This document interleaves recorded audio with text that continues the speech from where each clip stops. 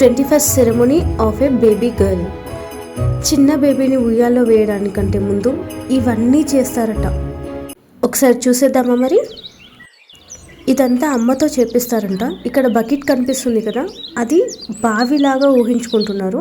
So ఇక్కడ బావికి పూజ చేస్తున్నట్టు బొట్లు పెట్టి పూలు చల్లడం లాంటివి చేస్తారు. అగరబత్తులు పెట్టి దీపాలు వెలిగిస్తారు అండ్ కొబ్బరికాయ కొడతారు. ఇక్కడ గ్లాస్లో కొన్ని పాలు, షుగర్, వెల్లుల్లిపాయ, ఒక పచ్చిమిర్చి, తమలపాకులు కనిపిస్తున్నాయి.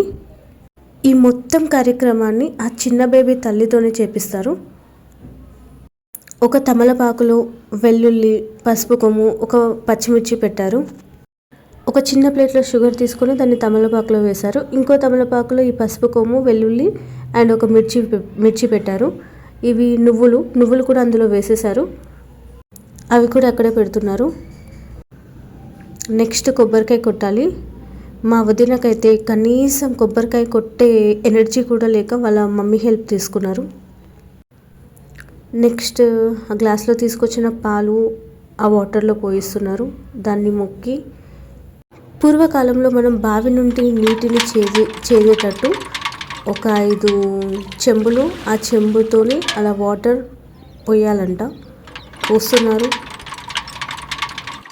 బావిలో బకెట్తో నీళ్లు చేదే విధంగా దానికి తాడు కట్టి దాంట్లో వాటర్ తీసి మిగిలిన చెంబులతో ఆ వాటర్ని ఇందులో పోస్తున్నారు. అయిపోయింది. నెక్స్ట్ మా వదిన చేతిలో తమలపాకు, వెల్లుల్లి కనిపిస్తుందా, అది ఆ బేబీ గర్ల్ యొక్క మేనత్త తినాలట. ఏం చెప్పాలంటే మేనత్తని నేను, కానీ నాకు మ్యారేజ్ అవ్వలేదని చెప్పేసి నన్ను రిజెక్ట్ చేసేసి మేనత్త వరుస అయ్యే ఇంకొక ఆమెకి ఇచ్చి దాన్ని తినబెడుతున్నారు. సో ఐఎమ్ సేఫ్, నేను ఎస్కేప్ అయిపోయాను దీని నుంచి. నెక్స్ట్ చెంబులో పోసిన నీళ్ళని ఒక్కొక్కరు ఒక్కొక్కటిగా తీసుకుంటున్నారు. ఏమో మరి ఇప్పుడు తీసుకున్న ఆ చెంబులోని నీళ్ళను ఏం చేస్తారు. పాపం ఆ వెల్లిపాయలు తిన్న మా అక్క మాత్రం దాన్ని తినలేకపోతుంది. ఇప్పుడు అదే చెంబుతో వాటర్ని తాగిస్తున్నారు.